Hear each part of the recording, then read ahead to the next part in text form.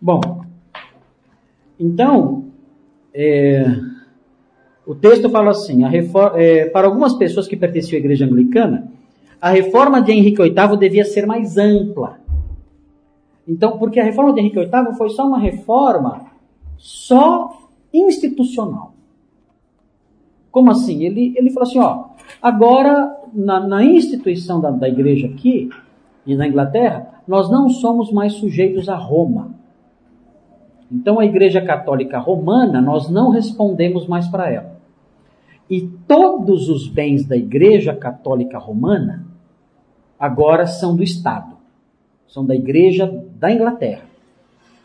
E além disso, as terras, os dízimos que iam para a Inglaterra, que iam para Roma, não vão mais, vão ficar aqui. Então, foi um rompimento com a igreja de Roma. E ele colocou um papa inglês, numa cidade no sul da Inglaterra chamada Canterbury, que até hoje é a sede da igreja anglicana. A sede episcopal da igreja anglicana é Canterbury. O arcebispo de Canterbury, ele é o chefe da igreja anglicana até hoje. Então ele mudou tudo. Só que ele não mudou as doutrinas. As doutrinas continuaram as mesmas. Aí é o que entra o que o texto aqui está falando. Algumas pessoas que pertenciam à igreja anglicana, a reforma de Henrique VIII devia ser mais ampla, indo além de questões institucionais e atingindo áreas de fé e doutrina. Esses grupos, por desejarem um retorno ao Novo Testamento em sua forma mais pura, foram chamados de puritanos. Já ouviram falar, né? Os puritanos. Eles vêm, as origens do puritanismo estão na igreja anglicana. Bom?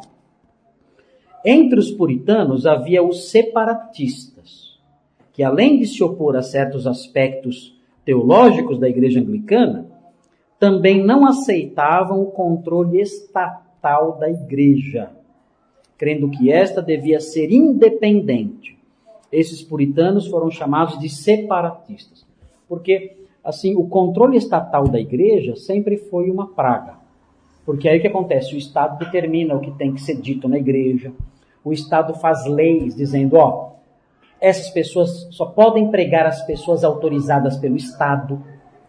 Então vocês não... Ou então o Estado diz assim, como aconteceu na Inglaterra, não vai mais ter pregação.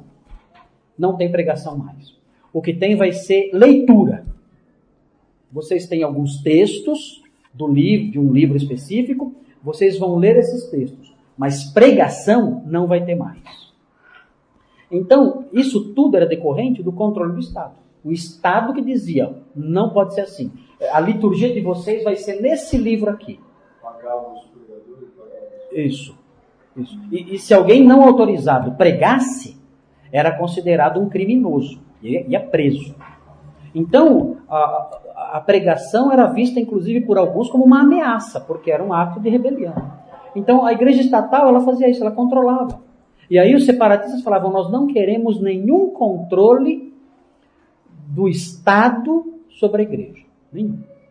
A igreja é independente do Estado. Então, até hoje os batistas são assim. Nós não queremos um controle do Estado sobre a igreja. Então, se chegar aqui o presidente da República e falar assim, vocês daqui para frente vão ter que dar... vão ter que diminuir o dízimo aí. Olha, presidente, sinto muito, a senhora não manda nada aqui dentro. Isso aqui é questão de liturgia, questão cultural, questão espiritual. Nós não obedecemos. Em questões cultuais, nós não obedecemos o Estado. Nós obedecemos o Estado em questões comuns da vida. Então, vocês querem fazer um imposto? A gente vai pagar o imposto. Vocês querem exigir que o nosso prédio seja mais seguro? A gente vai cumprir as exigências. Mas questões de culto e de doutrina, vocês não vão dizer nada aqui. Agora é obrigado vocês cantarem tal hino. Nós não vamos cantar o que a gente não quiser. Então, essa é a visão separatista. O Estado não interfere na igreja. Ok? É por isso que o Estado tem raiva da igreja também. Ele quer mandar em tudo e a gente não obedece tudo. Então, diz assim, evidentemente, A coroa inglesa não via com bons olhos os movimentos puritanos separatistas e os considerava ilegais. Por isso, muitos desses grupos fugiram da Inglaterra e se fixaram em vários países. Então, foi muito comum alguns irem para a Holanda. A Holanda foi um país que recebeu muitos fugitivos da Inglaterra. Suíça também, pessoas fugiram. Entre esses, em 1609, uma congregação, em 1609, uma congregação liderada por John Smith, refugiou-se em Amsterdã, na Holanda. Ali, John Smith teve contatos com os anabatistas e com os menonitas. Os menonitas eram um tipo de anabatista também. Sendo influenciados por esses movimentos no tocante ao retorno completo às Sagradas Escrituras, ao batismo somente de crentes e à rejeição do batismo infantil. Então teve esse contato e ele assimilou isso. Então aí os batistas começam a aparecer. Então batista é uma mistura de igreja anglicana com menonita e com anabatista. Tudo misturou tudo e virou batista. Um fuá completo. Mas na época era muito comum isso acontecer, porque havia perseguição na Inglaterra. Em Amsterdã tem uma vila em Amsterdã, é uma vila onde tem a casa, uma das casas mais antigas de Amsterdã é nessa vila. E nessa vila tem uma igrejinha bem no meio, e é a igrejinha dos pais peregrinos. Os peregrinos que fundaram os Estados Unidos saíram dessa igrejinha e pegaram um navio chamado Mayflower e foram para os Estados Unidos, onde fundaram a nação americana. E era um grupo de pessoas que não queriam mais ficar na Inglaterra por causa dos problemas, né, com a coroa. Então eles primeiro foram para Amsterdã, se reuniram nessa igrejinha e de lá foram embora. Então, em Amsterdã tem uma rua, né? Essa rua tem uma porta. Na rua tem uma porta bem estreitinha assim, uma vielinha. Quando você entra nessa vielinha, você sai nessa vila bem antiga. É muito bonito, uma vila. Você nem imagina que tem aquela vilazinha lá escondidinha assim, no meio de Amsterdã. Então tem essa vila. E no meio da vila tem a igrejinha lá, dos pais peregrinos. E nessa igrejinha tem uma placa. A placa diz que ali se reuniram os peregrinos que foram para os Estados Unidos. Então muitos falam que quem fundou os Estados Unidos foram os puritanos. Né? Foram os puritanos calvinistas. Alguns até brincam, falam que quem fundou os Estados Unidos foi Calvino. Calvino foi o fundador da nação americana. Porque os puritanos que chegaram lá, eles eram calvinistas. E saíram desse local, a Holanda. E também na Holanda surgiram os batistas. Né? Ok, então a primeira igreja batista que aparece aí. Em 1612, Thomas Harris e outros membros da igreja fundada por Smith voltaram à Inglaterra e fundaram em Londres a primeira igreja batista. É interessante notar que essa igreja, a princípio, praticava o batismo por efusão, mas já detinha os outros traços distintivos dos batistas, tais como a aceitação da Bíblia como autoridade final em matéria de fé e prática, a salvação pela graça mediante a fé somente, a separação entre a igreja e o Estado e o dever do governo de garantir a liberdade de consciência e de culto. Então isso aqui sempre foi próprio dos batistas, isso aqui. A defesa desses itens. Os batistas de convicção calvinista, que somos nós, né? Aqui, também chamados de batistas particulares, originaram-se em 1633, a partir de um cisma da igreja liderada por Henry Jacob em Londres. Esse grupo, além de enfatizar as doutrinas reformadas, insistia no batismo dos crentes por imersão e tornou-se o segmento mais influente dentro do movimento batista inglês. Hoje os batistas particulares são a minoria, quase não tem mais. Espalhando-se para as mais diversas regiões do globo, os batistas muito cedo chegaram aos Estados Unidos. De lá veio para o Brasil o casal de missionários William e Amy Bagby. Por esse tempo já havia batistas americanos em cidades paulistas nas cidades paulistas de Santa Bárbara e Americana, mas suas igrejas eram voltadas apenas para a colônia estrangeira. O casal Bagby, em 1889, fundou em Salvador a primeira igreja batista brasileira.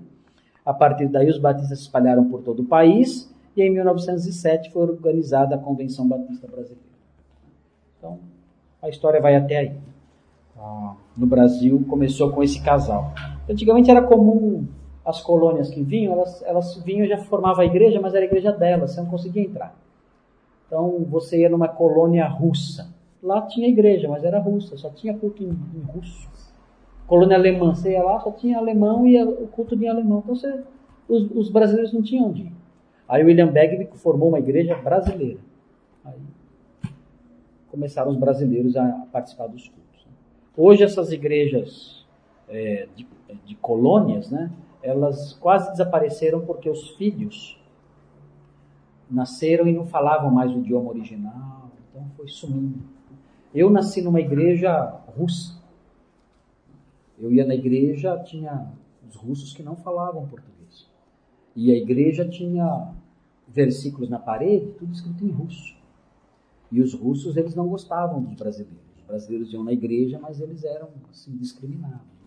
Então tratavam mal, não ligavam para a gente. Eram brasileiros, os brasileiros.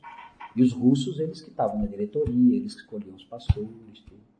Com o passar do tempo, a liderança russa da igreja foi caindo. Né? Os velhos foram morrendo, os filhos dos velhos se casaram com brasileiros, então foi mudando o perfil da igreja. Então não deixou de ser uma igreja russa. Hoje ela existe ainda, mas não é mais uma igreja russa. Mas quando eu nasci, ainda era uma igreja russa. Às vezes o pastor falava em português, ele falava assim, eu vou pedir para o irmão fulano orar. Ele levantava, o irmão fulano levantava e orava em russo. Só os russos entendiam, ele não estava nem aí por os outros. Então tinha essa discriminação assim. Não gostava. Muito tempo atrás eu tive uma igreja alemã no centro da cidade, perto do hospital. E aí um prédio bacana, um alto morro lá, uns caras gigantescos para chegar em cima. Uhum. E ali conversando, eles abriam ao meio-dia, para quem quiser orar, né? Nesse dia estava eu lá no prédio. E eles falaram que. Eu perguntei um pouco da história da igreja, né? A igreja toda alemã, o rapaz que me atendeu na porta era um alemão e um brasileiro. Mas ele me explicou que eles estavam em processo de mudança, né? Para fazer o culto agora em português. Parte alemão, parte português. Porque senão morre. Os missiólogos chamam isso de igreja transplantada. Tem a igreja plantada e a igreja transplantada. A igreja plantada é a igreja que as pessoas num local iniciam do zero. Então, por exemplo, a igreja de Atibaia, né, lá de Bragança, é uma igreja que foi plantada. Só iniciou do zero. Começou a reunião em casa, foi indo, tal. Começaram a vir alguns crentes, começou a formar.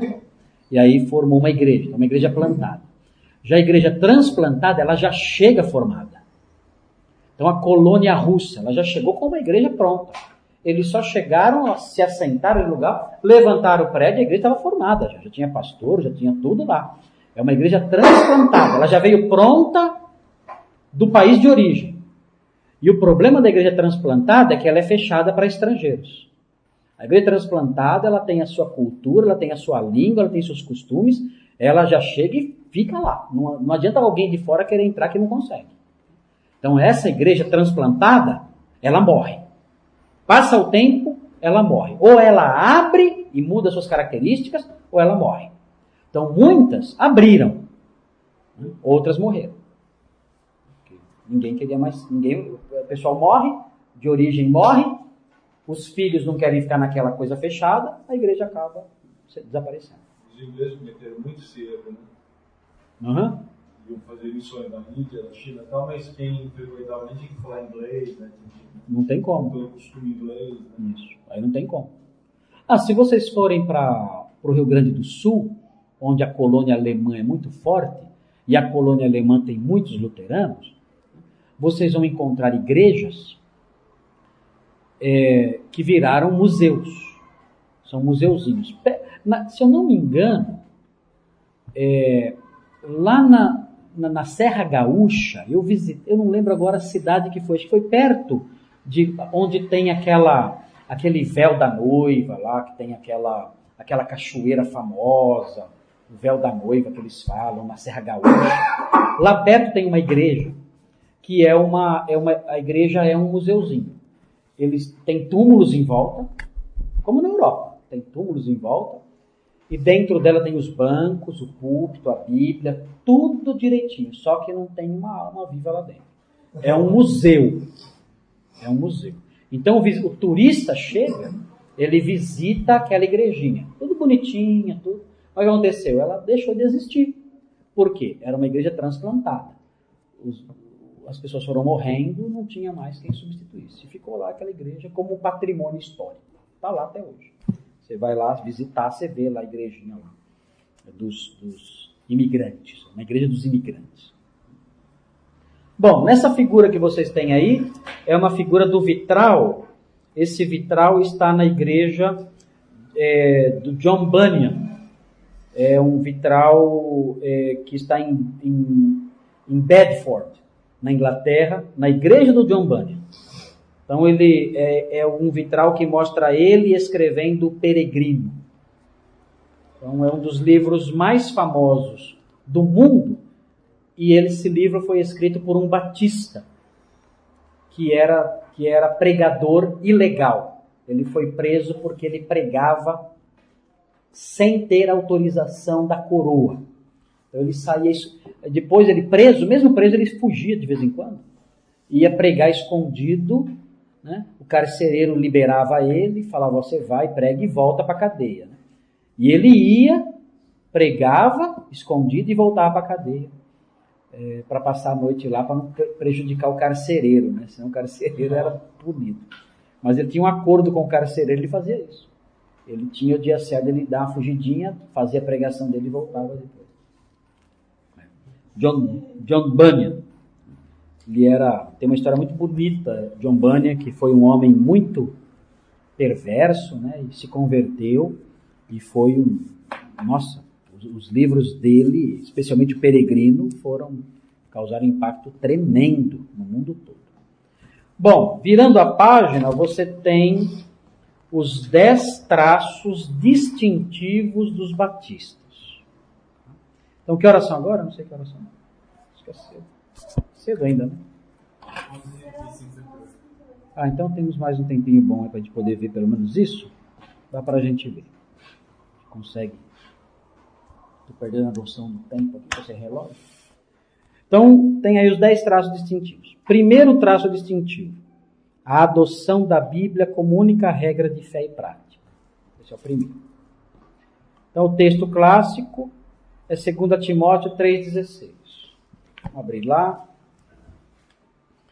2 Timóteo 3,16.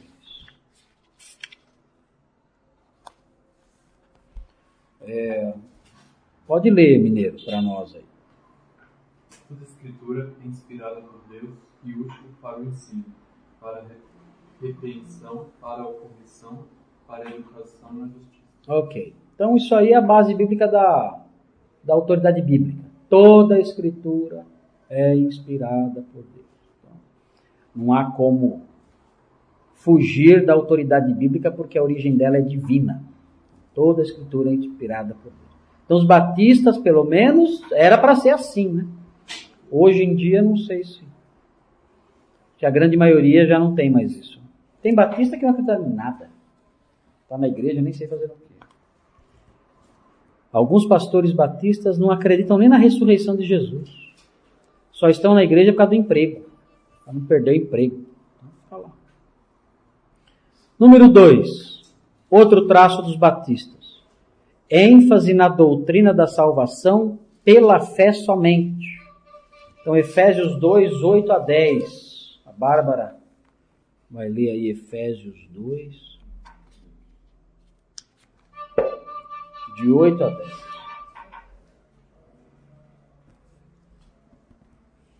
Espera só um pouquinho que o Júnior vai acompanhar aí também.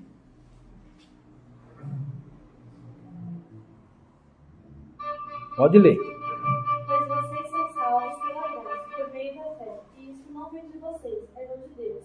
Não por obras, para que ninguém se glorie. Porque somos criação de Deus, realizada em Cristo Jesus, para fazermos boas obras, as quais Deus preparou antes para nós as praticarmos. Ok.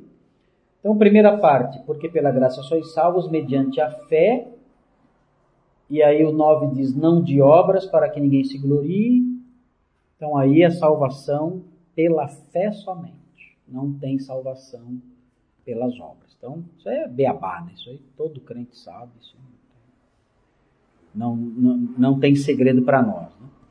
Então é outra ênfase, que eu não sei também se os batistas continuam acreditando nisso. Tem muito batista aí que crê na salvação pelo esforço próprio. Número 3. Destaque para o ensino do sacerdócio de todos os crentes. É 1 de Pedro 2,9. 1 de Pedro 2,9. Todos os crentes são sacerdotes. O valor disso é que nenhum crente precisa buscar padre, precisa fazer confissão para o padre, porque todo crente é um sacerdote. Então, Valdir, leia para nós. 1 de Pedro 2,9. Vocês, porém, são geração eleita, sacerdócio real, nação santa, povo exclusivo de Deus, para anunciar as grandezas daquele que o chamou das trevas para a sua maravilhosa luz. Ok, então essa parte inicial fala, vós, porém, sois raça eleita, sacerdócio real. Então isso aí é muito legal saber disso, que o crente tem acesso a Deus, direto, ele não precisa de um sacerdote. Não precisa falar com o pastor para perdoar pecados. A pessoa pode direto entrar na presença de Deus e obter o perdão.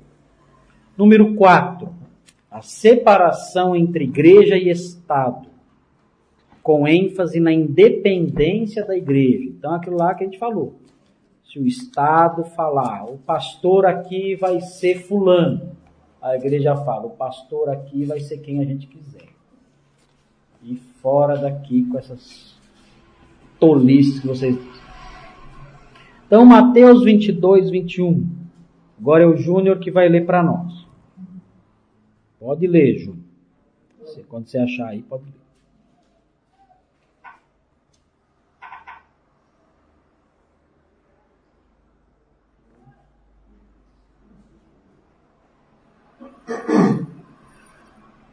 Eles responderam, são do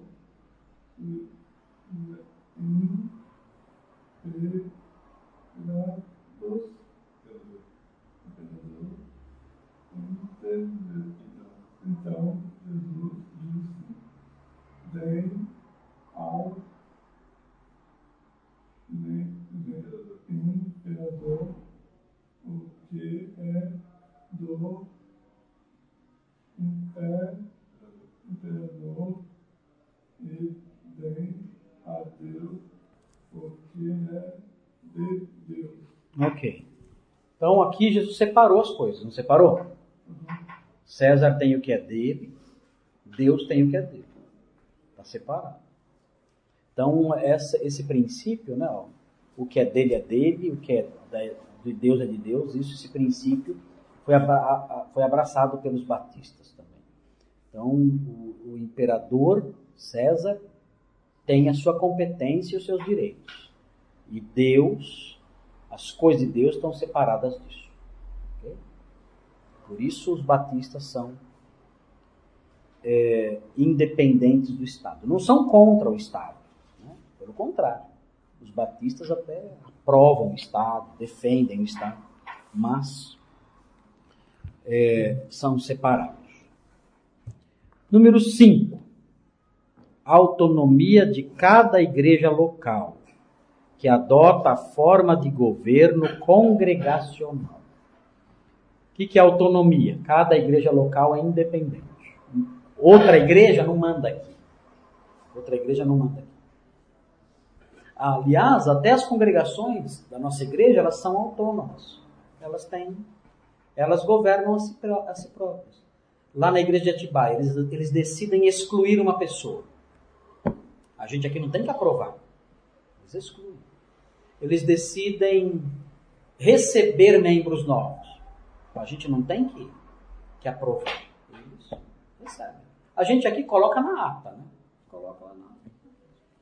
Mas não tem, eles têm autonomia como igreja. Se eles quiserem fazer um programa especial, eles fazem. Tudo, eles têm essa liberdade. Então, cada igreja é livre. E a forma de governo é congregacional. O que significa? Que quem tem a palavra final é a congregação. Por isso, quando tem que receber alguém ou excluir alguém, eu levo para a igreja. A igreja que escolhe. Não. Sim ou não. A igreja que decide.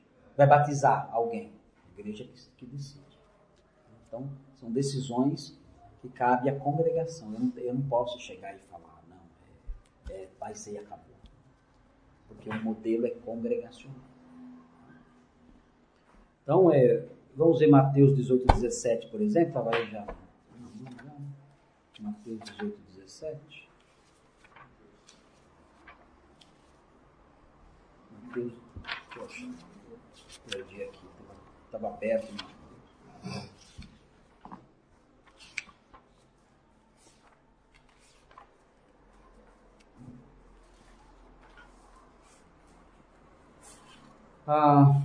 Olha o finalzinho desse versículo. Fala assim: se ele não os atender, dize-o à igreja.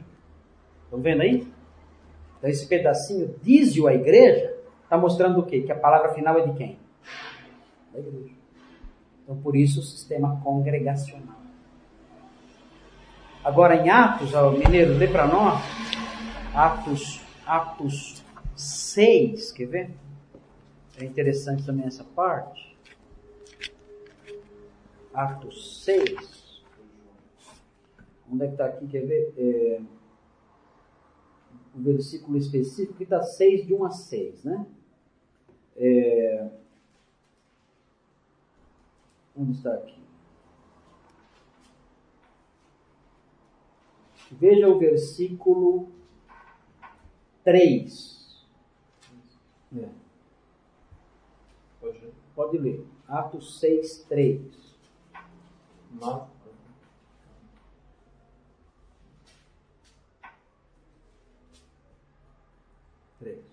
Mas, irmãos, escolhi dentre vós 7 homens de boa reputação, cheios do Espírito e de sabedoria, aos quais encarregaremos desses serviços.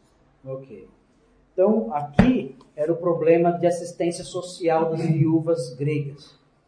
Aí os apóstolos falaram aqui, escolham entre vocês 7 homens. Então eles passaram a decisão para quem? Para a igreja. Os apóstolos disseram para a igreja, escolham vocês os diáconos. Aí a igreja escolheu os diáconos, levaram para os apóstolos. Os apóstolos então impuseram as mãos e eles foram investidos nessa função. Então é uma prática comum na igreja de Atos, a igreja participar das decisões. Então, por isso aqui na igreja tem a assembleia, tem as reuniões especiais, tem as decisões da igreja, porque nós entendemos que é a congregação que decide as coisas. Aí você vai numa igreja católica. As pessoas da igreja decidem alguma coisa na igreja católica? Nem sabe. Você vai na Igreja Universal do Reino de Deus. O povo decide alguma coisa? Nessa igreja? Só o Papa deles lá decide e faz o que quer. Você vai na Igreja Renascer. O povo decide alguma coisa? Então essas seitas todas, você vê que quem decide tudo é uma pessoa. Uma pessoa que vai lá e faz o que ela quer. Na igreja bíblica, a congregação toda, ela toma a decisão. Os crentes em Cristo tomam a decisão. E a direção que tem que tomar. Então, por isso que existe uma membresia. Quem pode decidir? Chega um visitante lá, não. Imagina, se todo mundo que está na igreja pode decidir. Então, por isso tem uma membresia. São as pessoas que estão oficialmente comprometidas com a igreja. Essas são a igreja oficial. Aí esses decidem. Essas igrejas nem têm hall de membros. Por quê? Porque não serve para nada. Para que eu vou querer um hall de membros? Para quê? A congregação não decide nada. A congregação não tem nenhuma responsabilidade. Para que eu vou ter um hall de membros? Não precisa.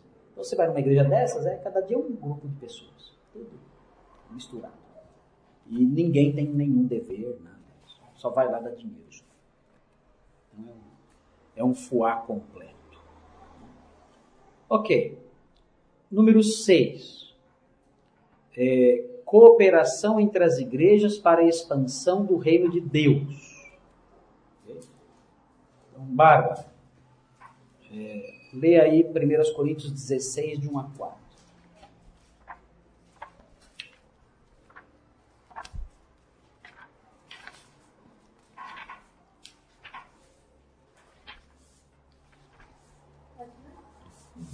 Pode. Quanto à coleta para o povo de Deus, façam como ordenei às igrejas da Galácia. No primeiro dia da semana, cada um de vocês separe uma quantia, de acordo com a sua renda, reservando-a para que não seja preciso fazer coletas quando eu chegar. Então, quando eu chegar, entregarei cartas de recomendação aos homens que vocês aprovarem e os mandarei para Jerusalém com a oferta de vocês. Se me parecer conveniente também, eles me acompanharão. Ok. O que é que está acontecendo aqui? A igreja de Corinto, ela está levantando dinheiro para ajudar os pobres da igreja de Jerusalém. Porque em Jerusalém teve uma fome muito grande. Então uma igreja está ajudando a outra. Então isso é um princípio importante também na Bíblia. As igrejas, elas devem se ajudar mutuamente. No caso de necessidade, vamos ajudar os irmãos daquela região. Então, é uma forma de colocar em prática um princípio que há no Novo Testamento. Uma igreja ajudando a outra. Hoje em dia, uma igreja perseguindo a outra. O que acontece muito é isso. Já teve muito problema de igreja perseguir outra igreja. Competições políticas, invejas, medo de que a outra igreja cresça e a minha não. Então isso acontece, mas isso é antibíblico. Na Bíblia, uma igreja tem que cooperar com a outra. Claro que a gente não vai cooperar com seita, mas se a igreja é bíblica, é uma igreja séria, o nosso dever, numa necessidade, é cooperar com essa igreja se ela passar por algum problema. Não sei quem está comentando, não sei se foi um missionário, pastor, não sei quem foi. Falou que lá no Rio de Janeiro, onde ele estava atuando lá, que tem uma rua, uma avenida lá, que era muito hilária, né? Porque era uma igrejinha colada na outra. Assim. Você escolhia. Você andava na rua e como se fosse lojinha, assim. Uma portinha do lado da outra. Eu ficava até confuso, não fazia o culto aqui, o outro lá, tinha parado, o outro estava começando lá. Uma bagunça. O problema é quando viram competidores entre si. Né? Qual a finalidade de uma igreja abrir uma porta do lado da outra? Né? Só competir. Aí começa uma a atacar a outra. Começa uma a atacar a outra. Seria bom que toda a rua tivesse um monte de igreja, mas essas igrejas cooperando umas com as outras. Né? Não uma competindo com a outra, senão vira comércio, que é o que virou já. Mas, se, por exemplo, nós sabemos que tem uma igreja séria, bíblica, pregando a palavra de Deus, tentando se estabelecer aqui num bairro pobre aqui, e estão lá, os irmãos estão lá, não é nenhum aventureiro, os irmãos estão lá, aí uma igreja mesmo, verdadeira, e eles estão passando por sérios problemas, não tem o que fazer, então se não tem recursos, as igrejas bíblicas, a nossa igreja, devem avaliar a possibilidade de ajudar para que esses irmãos não padeçam. Né? Por exemplo, há uma calamidade, né, no Rio de Janeiro, como aconteceu, e os irmãos lá de uma igreja começam a passar fome. Então a nossa igreja vai mandar uma ajuda para esses irmãos, não vai mandar para todo mundo, mandar para esses irmãos uma ajuda, um socorro, para que eles tenham suas necessidades supridas. Então, tudo isso é importante. Quando teve aquela destruição na região serrana do Rio, que desabou lá, que desceu toda aquela lama, matou gente pra caramba, várias igrejas ajudaram os irmãos lá. Até interessante, porque teve um irmão aqui de São Paulo que foi para lá para ver o estado dos crentes, né? E ele voltou e eu perguntei para ele, como é que a nossa igreja, a Redenção, poderia ajudar os crentes de lá?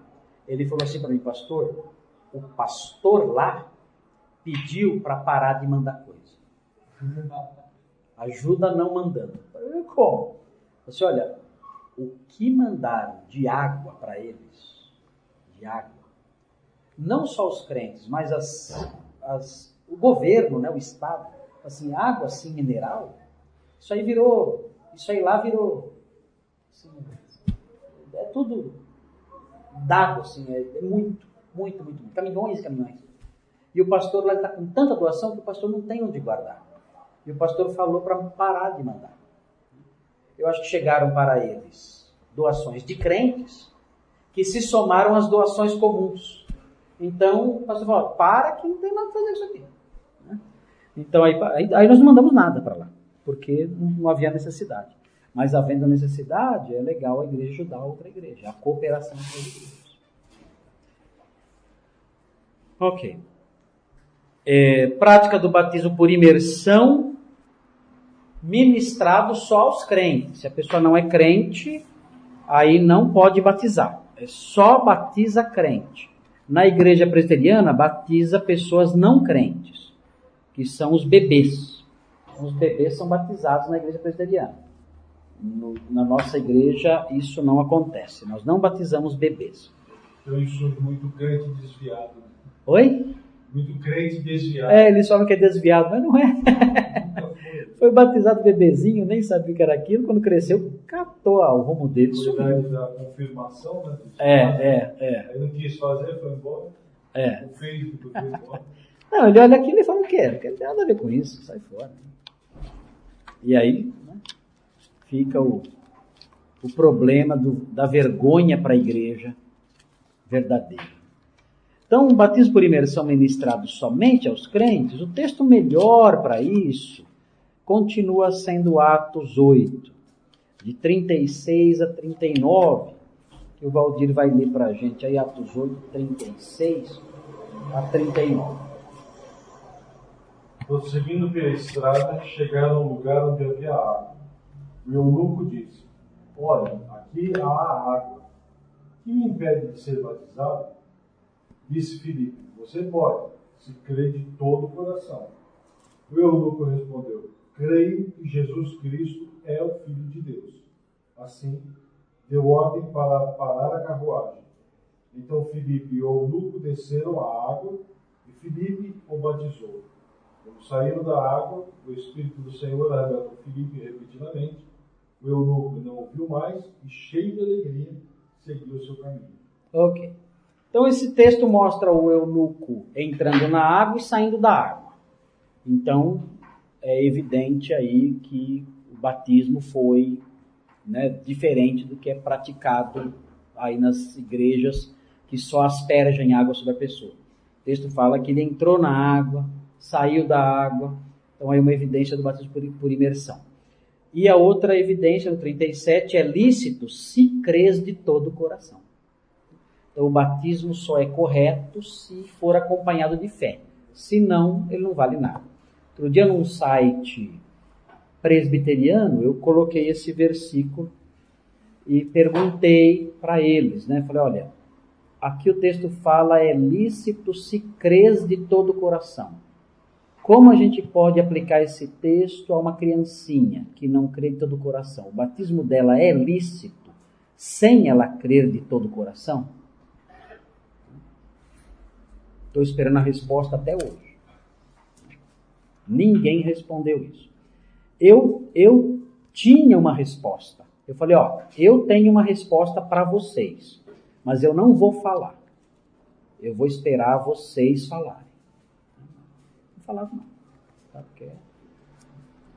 Porque a resposta que eles poderiam dar é que esse versículo não está em alguns manuscritos.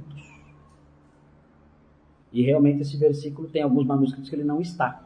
Ele não figura em alguns manuscritos. Vocês poderiam falar assim, não, isso aqui é um acréscimo, isso aqui não existe na Bíblia.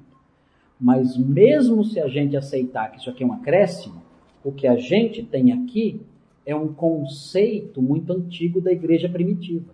Se foi inserido aqui por algum crente do passado, a gente descobre como pensava a igreja antiga. E a igreja antiga dizia o que então? Batismo lícito é só se a pessoa crê.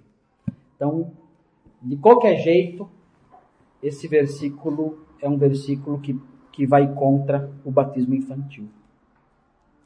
Bom, número 8. Rejeição do batismo infantil. Mateus 28, 19.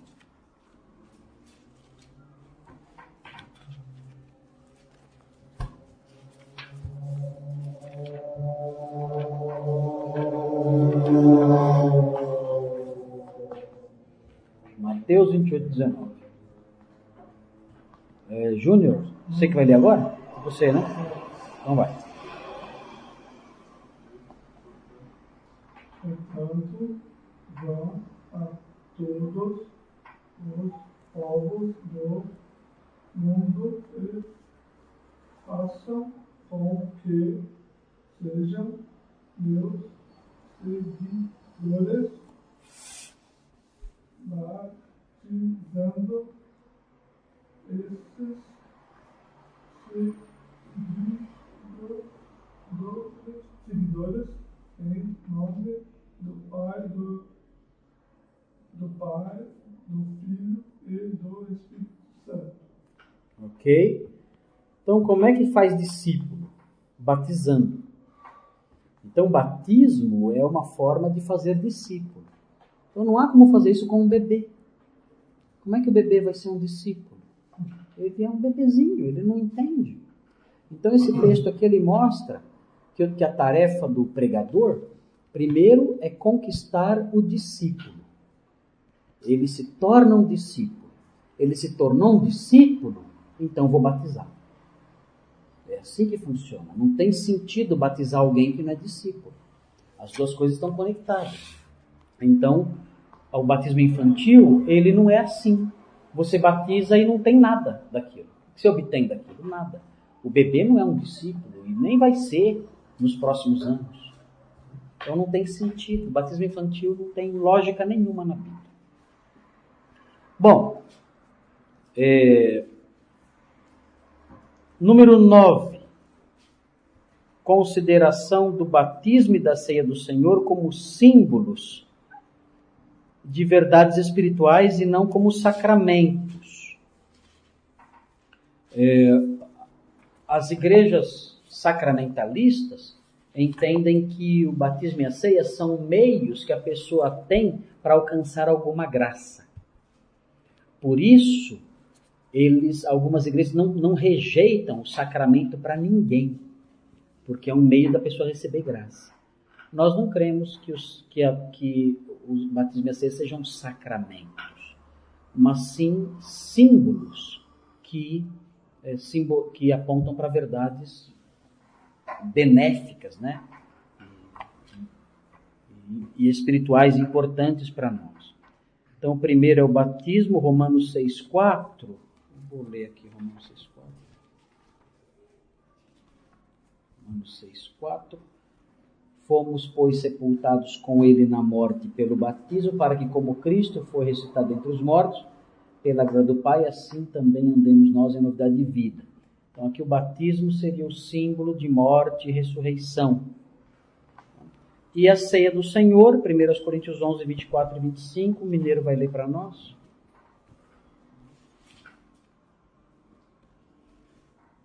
Pode ler, Mineiro. Por semelhante modo, depois de haver ceado, tomou também o cálice. Acho que não, eu comecei no 25, procurei o 24. E tendo dado graças, o partiu e disse: Isto é meu corpo, que é dado por vós, Fazei isto em memória de mim.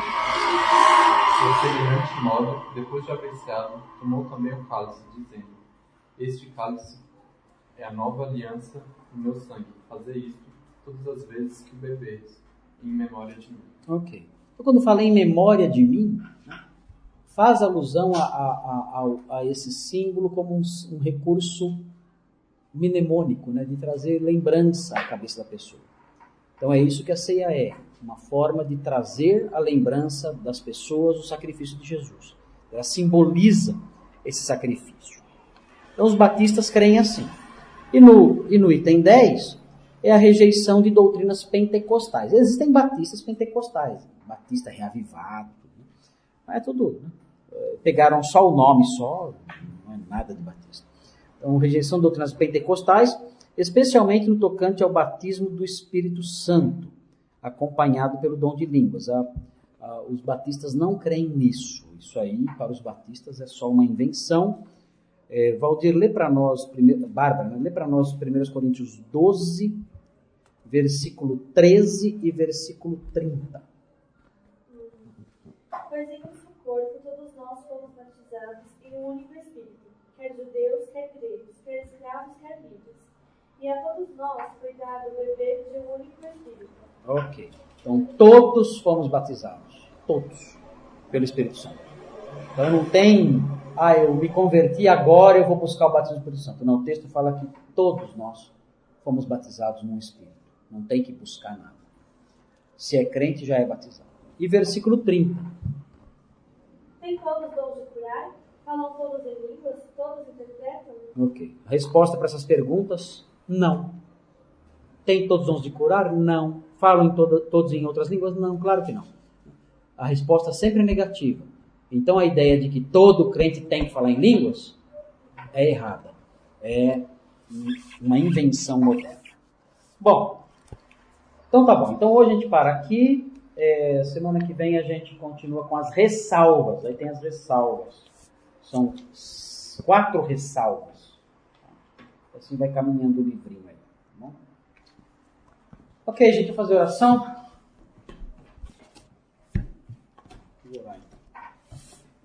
Oremos. Senhor Deus, obrigado por essa classe, pelo que pudemos recordar e aprender hoje. E vem nos abençoar nas nossas necessidades, nossas lutas. Abençoa para que tudo seja sanado, resolvido na nossa vida espiritual, nossa vida cristã. Que as dificuldades que nos impedem de prosseguir com mais velocidade sejam removidas e que, por sua graça, nós experimentemos paz e crescimento através dessas coisas que estudamos hoje. Abençoe a nossa tarde e logo mais à noite o nosso culto também esteja conosco. Nós pedimos isso em nome de Jesus. Amém. Amém.